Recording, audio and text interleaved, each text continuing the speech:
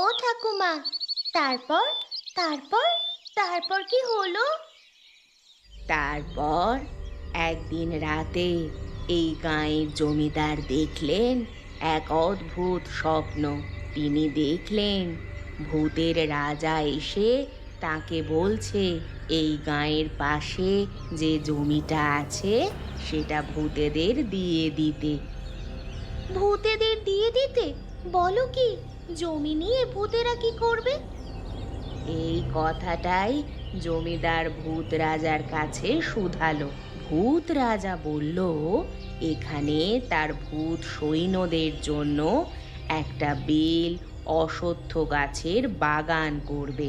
এই অঞ্চলের সকল ভূত সেই বাগানে থাকবে। তখন জমিদার কি বলল? আমাদের জমিদার খুব কৌশলী ছিলেন। তিনি বললেন ঠিক আছে, তোমাদের আমি জমি দিব, কিন্তু তার বিনিময়ে আমাকে একটা পুকুর কেটে দিতে হবে। তখন ভূত রাজা পুকুর কেটে দিল? হ্যাঁ, একদিনে একটা বিশাল পুকুর কাটলো, আর তার নাম হলো ভূতের দিঘি। জমিদার সেই দিঘি গাঁয়ের মানুষদের উপহার দিলেন। তাদের জলের সমস্যার সমাধান হলো। তারপর কি হলো ঠাকুমা? তারপর সেই জমিদার ভূত দিঘির এই ইতিহাস ধরে রাখতে প্রতি বছর দিঘির পাড়ে একটা মেলার আয়োজন করেন। সেই থেকে শত শত বছর ধরে ভূত দিঘিতে মেলা হয়ে আসছে। ও, বুঝেছি, তুমি সেই ভূতনাথের মেলার কথা বলছো, তাই না? হ্যাঁ রে, প্রতি আশ্বিন মাসের শুরুর দিকে ওই মেলা হয়, এবারেও হবে। এবার দাদু ভাই মেলায় ভাতের হোটেল দিবে না? দিবে তো। বছরের এই একদিনই আমাদের হোটেল চলে। আশেপাশের গ্রাম থেকে কত মানুষ আসে, সবাই এই হোটেলে খাওয়া দাওয়া করে। সেই টাকা দিয়ে সারা বছর আমাদের সংসার চলে। আমাদের হোটেলে খায় কেন সবাই? কারণ আমাদের হোটেলের খাবার সবচেয়ে ভালো, সবাই খুব পছন্দ করে, তাই না? এই রে, বৃষ্টি শুরু হলো দেখছি। ঝড় নেই, জল নেই, হঠাৎ করে এই মৌসুমে বৃষ্টি হচ্ছে কেন? ও ঠাকুমা, কাপড়গুলো যে সব ভিজে গেল। আরে যা না, তাড়াতাড়ি কাপড়গুলো নিয়ে আয়, আমার আবার ওগুলো শুকাতে হবে।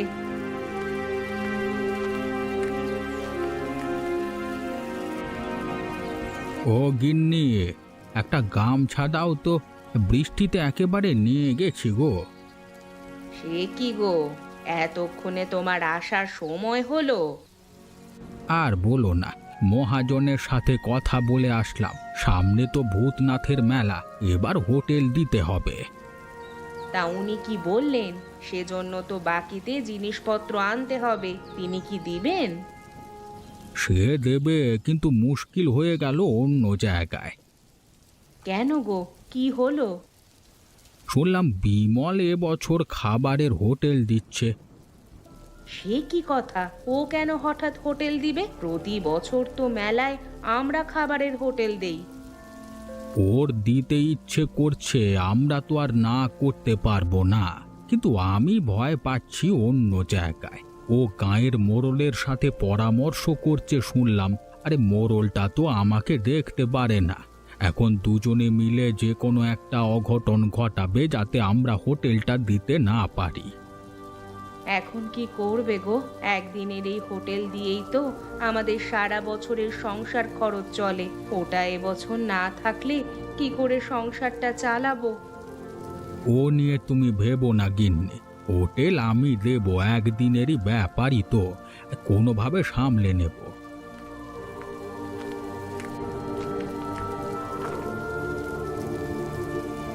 ও ঠাকুমা, এই নাও তোমার কাপড়। যা, ও ঘরে নিয়ে রাখ।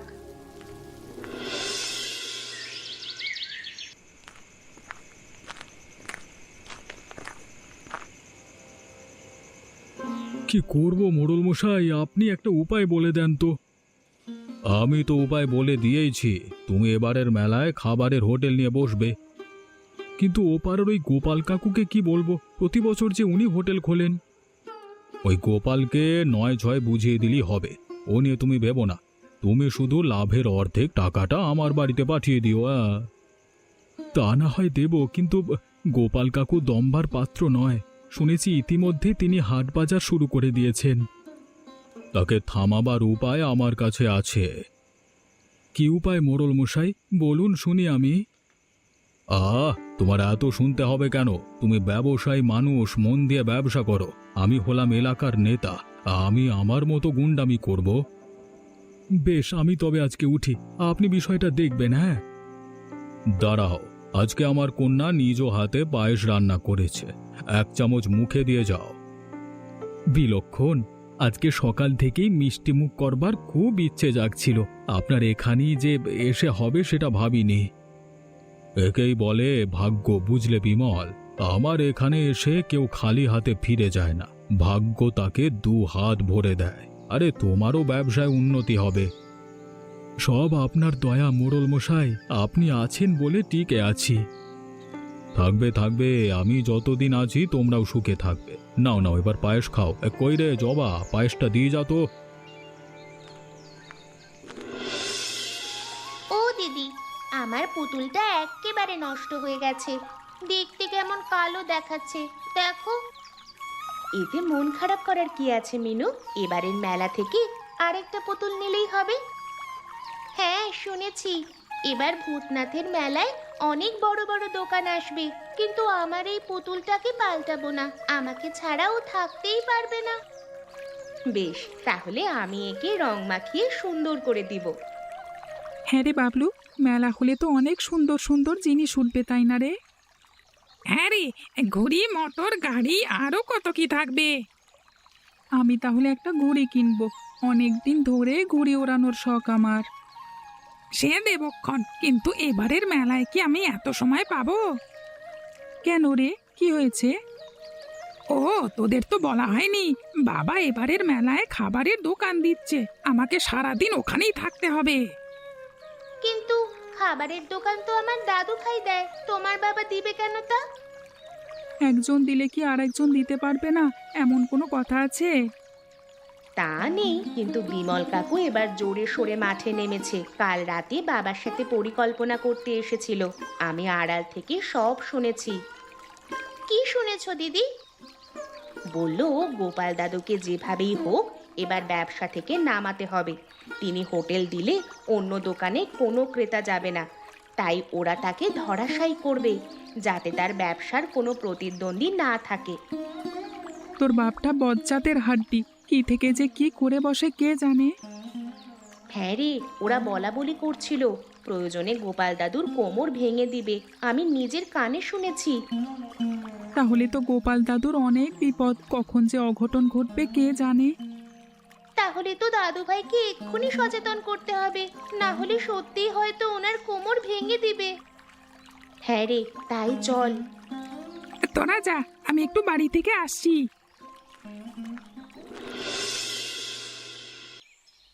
বুঝলে গিন্নি, এ কটা দিন ভালোভাবে ব্যবসা করতে পারলে আর পেছু ফিরে তাকাতে হবে না।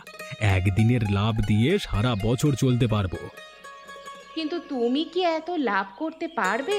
একে এই ব্যবসায় তুমি নতুন, তার উপর গোপাল কাকুর একচেটিয়া হোটেল, ওখানে সুবিধা করা যাবে না। যাবে গিন্নি যাবে, বুদ্ধি থাকলে সব জায়গায় সুবিধে করা যাবে। তাছাড়া মোড়ল মশাই আছেন তো আমার সাথে, দেখবে ওই গোপালকে তিনি কিভাবে মেলা থেকে আউট করে দেন। হ্যাঁ, সে কি কথা গো, ওই মোড়লটা তো ভালো মানুষ নয়, যদি গোপাল কাকুর কোনো ক্ষতি করে বসে। করবে করবে, আগে ভালোভাবে বলেছিলাম হোটেলের ব্যবসাটা আমাকে দিয়ে দিতে, তখন দেয়নি। ওই কথা, তাহলে তুমি জোরের মেলায় হোটেল দিচ্ছ বাবা? সে কি বাবলু, তুই এখানে? আমি তোমাদের সব কথা শুনেছি মা, বাবাকে বলো এই কাজটা উচিত হবে না। গোপাল দাদু এতদিন ধরে মেলায় হোটেল দিয়ে আসছে, তিনিই দিক। কি, তুই আমাকে উচিত অনুচিত শেখাতে এসেছিস? একেবারে টেনে কান ছিঁড়ে ফেলবো হতচ্ছাড়া। বেশ, আমিও তবে তোমার হোটেলে কাজ করব না, একা একা কি করতে পারো দেখবো। ওগো ওগো, বাবলু যে রাগ করে চলে গেল, কি হবে এখন? আরে যাক না, দেখি ও কত দূর যেতে পারে। ও ভেবেছে কি ওর কথা আমি ব্যবসা ছেড়ে দেবো নাকি? ওগো, এত বড় সর্বনাশ আমার কি করে হলো? এখন আমি কি করব প্রভু, কি করব?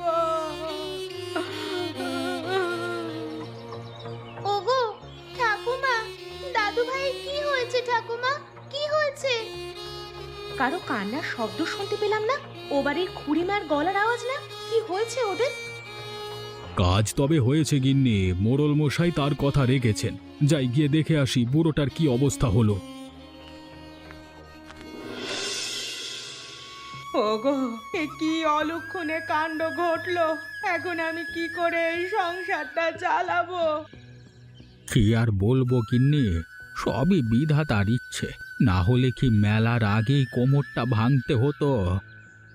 আচ্ছা দাদু ভাই, তুমি কি করে তোমার কোমর ভাঙলে বলো তো? আজকে সকালে গরুর গাড়িতে করে আমি হাট থেকে রান্নার সরঞ্জাম নিয়ে ফিরছিলাম। হঠাৎ কোত্থেকে একটা ইঞ্জিনের গাড়ি উদয় হলো। ওটা এলো তো এলোই, একেবারে আমার কোমরের উপর দিয়ে গেল। আমার মন বলছে নিশ্চয়ই কেউ ষড়যন্ত্র করে এ কাজ করেছে, যাতে তুমি মেলায় হোটেল খুলে না বসতে পারো। আমারও তাই মনে হচ্ছে। এত আয়োজনের পর শত্রুর ষড়যন্ত্রই সফল হয়েছে। আমি বোধহয় এবছর আর হোটেল খুলে বসতে পারবো না। না দাদু ভাই, এবছর মেলায় তোমার হোটেল চলবে, আমরা তোমাদের হোটেল খুলে বসবো। তোরা তোরা এতটুকুন কতগুলো বাচ্চা ছেলে মেয়ে, এই কাজ তোরা পারবি? পারবো ঠাকুমা, পারবো। তুমি আর জবা ভাত তরকারি রান্না করে দেবে, আমরা তা বিক্রি করব। না রে, তোদের দিয়ে কাজ হবে না। তাছাড়া তোর তোর বাবা মা জানলে রাগ করবে। বাবা মায়ের রাগের দিকে তাকালে তো হবে না। তোমরা এই একদিনের হোটেলের লাভ দিয়ে সারা বছর চলো। আমরা চাই তোমাদের সাহায্য করতে, সেজন্য অবাধ্য হলে হব।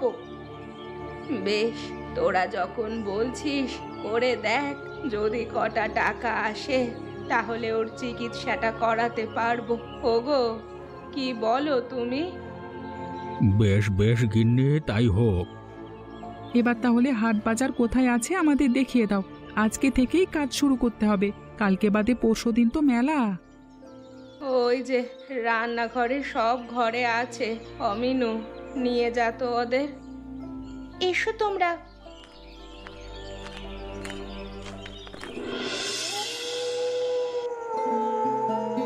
আমার ছেলে আর আপনার মেয়ে কি কাজটা করলো দেখুন তো। তীরে এসে ওরা তড়ি ডোবালো। ওরা নাকি মেলায় গোপাল কাকুর হোটেলটা চালু করবে।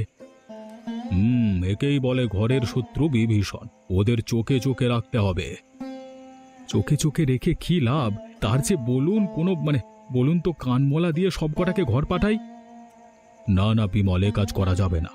আজকালকার ছেলেমেয়েরা বড্ড বিপজ্জনক। পরে দেখা যাবে ওদেরই কেউ একটা তোমার হোটেলে আগুন দিয়েছে।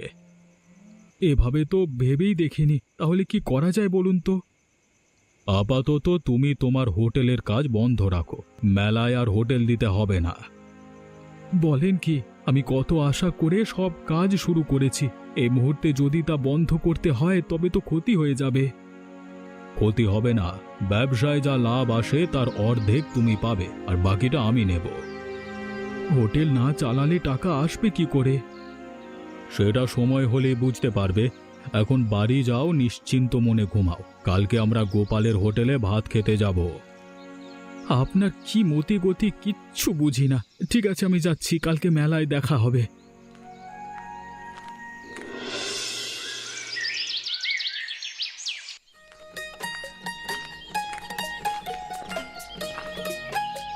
ও তপন, তাড়াতাড়ি সবগুলো গুছিয়ে নে। মেলা শুরু হয়ে গেছে, এখন হোটেলে ভিড় বাড়বে। করছি করছি। বাবলু, তুই ক্যাশে থাকিস, আর ঠাকুমা তুমি রান্নাটা তাড়াতাড়ি করো। আমার রান্না শেষ, কেবল পকোড়াগুলো ভাজা হলেই হয়ে যাবে। ও ঠাকুমা, আমরা মেলায় ঘুরতে যাব না? সবাই যে যাচ্ছে।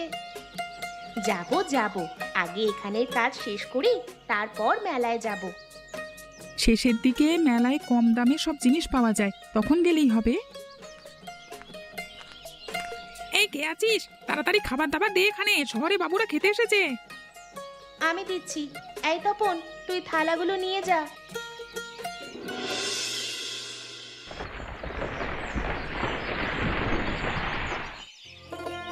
কি রে তপন, ওই টেবিলে যে খাবার দেওয়া হয়নি, তাড়াতাড়ি খাবার দে। দিচ্ছি দিচ্ছি। ও মিনু, তাড়াতাড়ি ভাত নিয়ে আয় তো। এ মা, ভাত যে শেষ হয়ে যাচ্ছে। ও জবা দিদি, এখন কি হবে গো? এত মানুষ আসছে আজ, খাবার দেখছি কম পড়ে যাবে। ও ঠাকুমা, তুমি তাড়াতাড়ি উনুনে হাঁড়ি চড়াও। আমি চড়াচ্ছি দিদি ভাই, তুই একটু বসে জিরিয়ে নে। সেই সকাল থেকে কাজের ওপর আছিস। না ঠাকুমা, জিরোবার সময় নেই, দেখছো না কত মানুষ আসছে। হ্যাঁ গো, এবছর অনেক লাভ হবে, তাই না ঠাকুমা? তা হবে বই কি, তোর দাদুর চিকিৎসা খরচটা ভালোভাবেই হয়ে যাবে। এই রে, সকাল থেকে যে দাদু বাড়িতে একা আছে, একবারও তার খোঁজ নেওয়া হয়নি। ও দিদি ভাই, যা তো মা একটু বাড়িতে গিয়ে তোর দাদুকে একটু দেখে আয়। মানুষটা একা একা যে কি করছে কে জানে। যাচ্ছি ঠাকুমা। দাঁড়া, কটা ভাত তরকারি নিয়ে যা, আজ তো বাড়িতে রান্না হয়নি।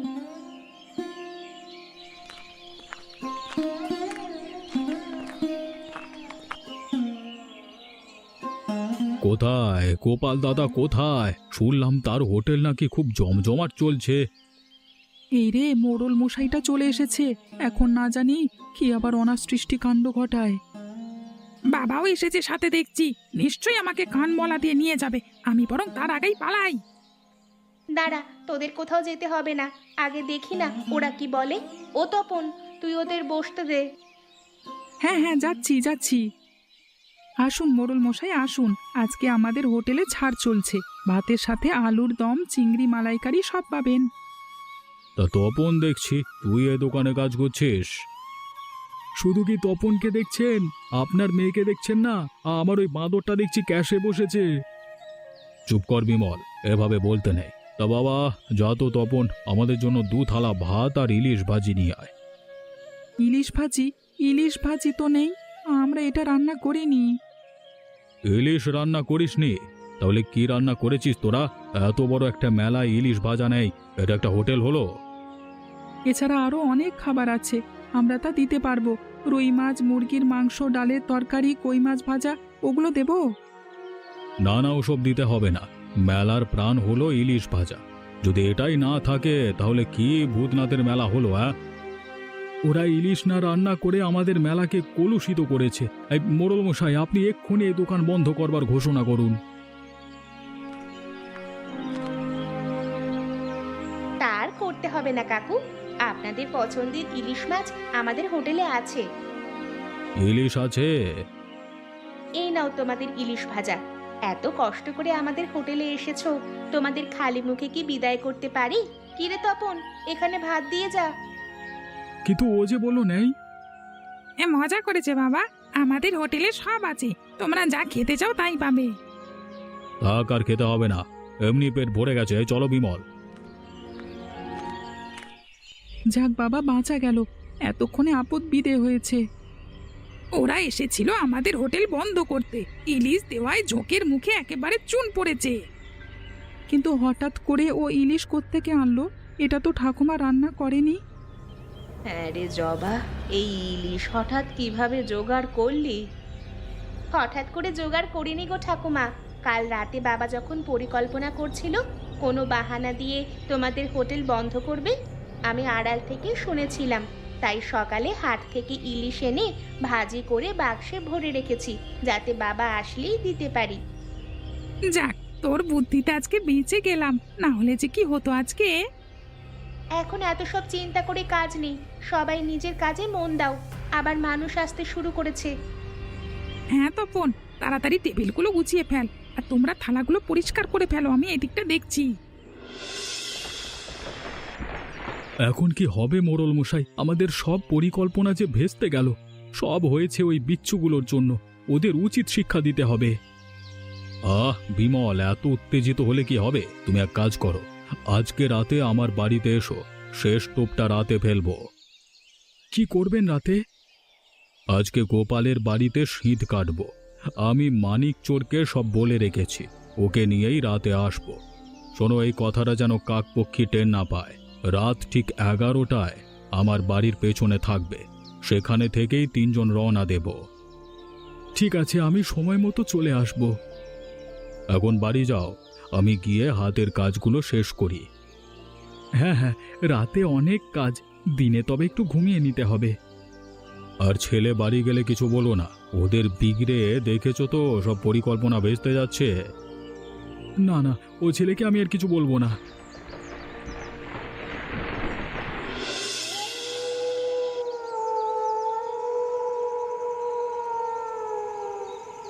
এই নাও ঠাকুমা, আজকের হোটেল থেকে 5,000 টাকা লাভ হয়েছে। এত টাকা? এই যে স্বপ্নের মতো লাগছে। আমি এত বছর হোটেল চালিয়ে 2000-এর বেশি আয় করতে পারিনি। সব ওদের জন্য হয়েছে। ছেলে মেয়েগুলো দিন রাত পরিশ্রম করে এতগুলো টাকা উপার্জন করেছে। এই টাকায় তোমাদের পরিশ্রম লেগে আছে, তাই এগুলোতে তোমাদেরও ভাগ আছে। আমি এখান থেকে কিছু অংশ তোমাদের দিয়ে দিলাম। না না দাদু ভাই, এই টাকা তোমরা রাখো, তোমার চিকিৎসার জন্য এটা লাগবে। জবা একদম ঠিক বলেছে। আমাদের যদি কিছু করতে দিতে চাও তবে একবেলা রাজভোজ করাবে, পেট ভরে সবাই খেয়ে যাব। তাহলে আর দেরি কেন? গিন্নি, আজই খাওয়ার আয়োজন করো। না দাদু ভাই, আজকে নয়, আমরা বরং কালকে এসে খেয়ে যাব। এখন তবে যাই। ঠিক আছে, এখন তবে যা, আর জবাকে সাবধানে পৌঁছে দিস। ঠাকুমা, তুমি একটু আমার সাথে এসো তো, তোমার সাথে কিছু কথা আছে। কি কথা? আরে এসো না, তারপর বলছি সব।